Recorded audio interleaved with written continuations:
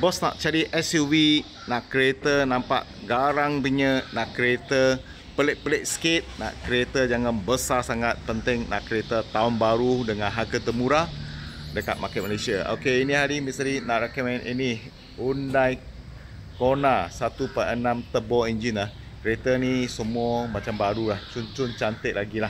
Okey, ini boleh buat full run lah. Kalau buat full run pun dalam 600 lebih saja.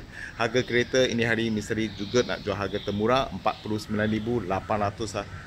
Biasa market jual ini dekat 60 lebih lah. Ini hari dapat murah, jual murah. Okey, kereta nampak memang garang dengan pelik sikit lah. Nampak dia punya design dia. Okey, sekarang misteri review ini kereta, kasih bos tengok. Selamat petang bos. Misteri baru dapat ini tahun 2020. Ni adalah Hyundai Kona 1.6 auto yang turbo engine lah. Kereta ni memang pick up lah. Body dia lebih kurang B segment atau A segment punya SUV lah. Tak besar, tapi kereta nampak memang sporty dengan nampak macam garang sikit lah. Okey, lampu. Nampak ni lampu memang macam mata sepit ni. Ini spotlight dekat bawah ni lampu. Ni pun lampu juga. Okey, kereta memang design advance sikit lah. Okey, ini kereta bawa sedap lagi ya. Tahun 2020 Hyundai Kona 1.6 auto. Okey, kereta baru lebih 100,000 punya. Okey, ini hari misteri cuma nak jual 49,800 saja. Kereta jual murah bukan ada masalah, tak ada accident, tak ada banjir. Kereta engine, gearbox, suspension tip top boleh kata lah. Aircon sejuk, dalam interior pun cun-cun cantik macam baru. Okey, 49,800 sajalah. Buat full run boleh Kalau buat full run 600 lebih sajalah. Ini untuk amoy ke atau baru dapat lesen pakai sedap. Pasal pun tak besar sangat, senang kontrol, senang bawa. Kereta tak besar, parking pun senang sikit. Dia besar lebih kurang HRV lah boleh kata.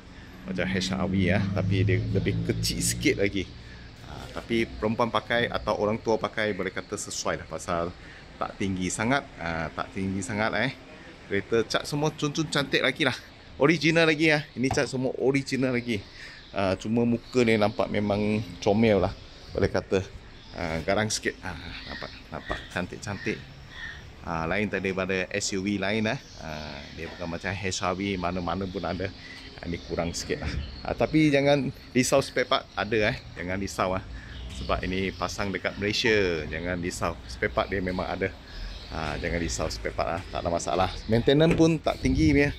Pasal pasang dekat Malaysia, spare part ada. Dia punya engine, gearbox, suspension pun tak leceh-leceh punya lah. Kereta semua tun lawa, elok lagi. Kalau bos minat ini model cepat contact misteri lah. Memang nampak comel punya kereta. Okey, kalau bos mau contact misteri, harga cuma 49,800 saja. Buat full run bulanan 600 lebih. Setiap hari misteri akan post 2 video. Tolong bos dapatkan kereta terpakai harga termurah dekat Malaysia. Sila follow misteri punya video. Sekurang-kurang boleh dapat kereta yang bos suka lah. Thank you bos support.